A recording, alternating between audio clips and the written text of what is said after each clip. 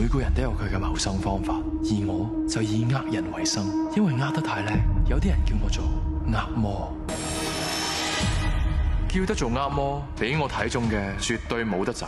只要佢哋有電話，終有一日會中招。重點係揀啱目標，啲年紀大嘅梗係易呃啦。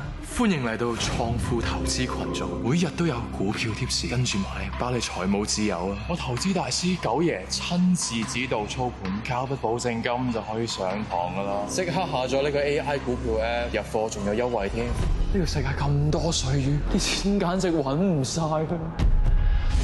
你就係江湖人稱呃魔嗰個啊嘛？今次睇你走咗去邊？吓？你講咩啊？我唔明喎。你唔使扮傻啦！你利用社交媒體廣告同通訊軟件群組接觸受害人，特別係長者同埋退休人士，然後以股票貼士、虛假投資平台等等嘅方法騙取受害人嘅金錢。當中有唔少嘅受害人係擁有高學歷，甚至有投資嘅經驗。喺2026年嘅1月至3月期間，長者同埋退休人士被騙嘅人數係上升咗30%以上，主要係集中喺投資騙案方面。喂，唔好醒啊！聽我講，發達嘅機會喺前面㗎啦。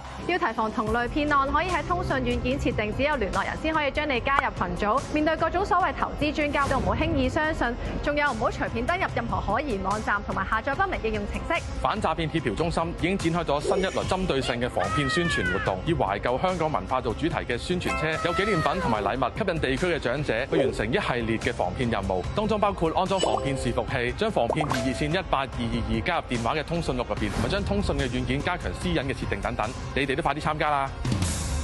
最多咪呃下一個。